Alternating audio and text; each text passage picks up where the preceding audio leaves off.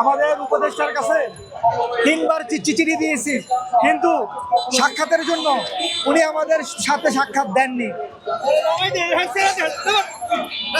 আমরা 3বার আবেদন করেছি উপদেষ্টা বরাবর, যমুনাতে গিয়েছি বারবার, কিন্তু উপদেষ্টা আমাদের সাথে সাক্ষাৎ করেননি।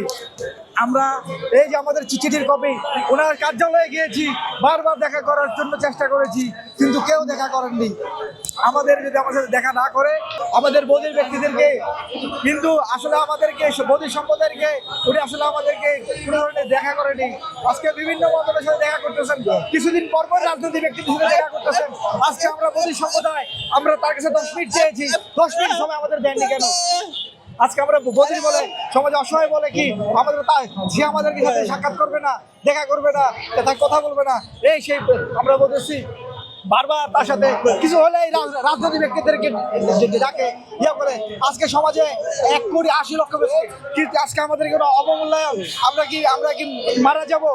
আমাদের আজকে সেই আমরা চেয়েছিলাম যে আমাদের জন্য ভালো কিছু হবে, আমরা এই দাবিগুলো আমরা অবস্থান করেছি, কিন্তু সে কোনো ধরনের রেসপন্স করেনি।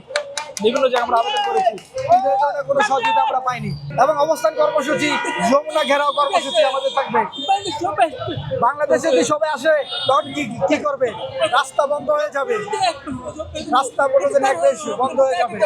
আমরা তার সাথে দেখা করতে চাইছি, কিন্তু এই 5 বছর করে সবাই যাচ্ছে, কিন্তু আমাদের কোনো কাজই হচ্ছে না। 5 বছর আজ হবে। সংবিধানে আমাদের অধিকারের কথা বলা আছে, সংবিধানে সবার সমান অধিকারের কথা উল্লেখ আছে, কিন্তু সংবিধানে আমাদের কথা উল্লেখ আছে, কিন্তু আমাদের জন্য আজ কোনো কার্যক্রম নাই।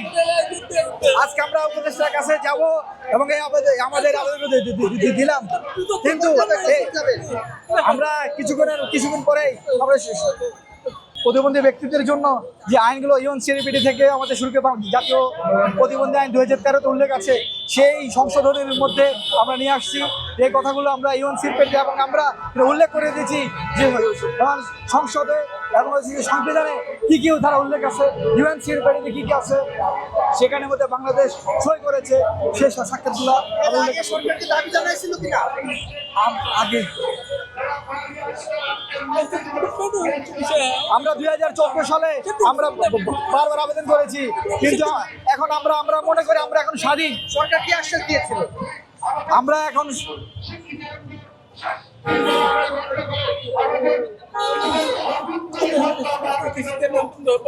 কিন্তু আমরা বিভিন্ন সময় আমরা বিভিন্ন বাধার সম্মুখীন হয়েছি, কিন্তু গেলে পুলিশ যদি বাধা দেয় সেক্ষেত্রে আপনারা কি থাকবে?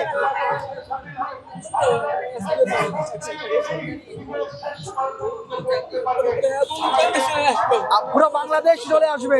বাংলাদেশে 1,80,00,000 বাক প্রতিবন্ধী ব্যক্তি আছেন, 30 লাখের উপরে বধির ব্যক্তিরা আছেন।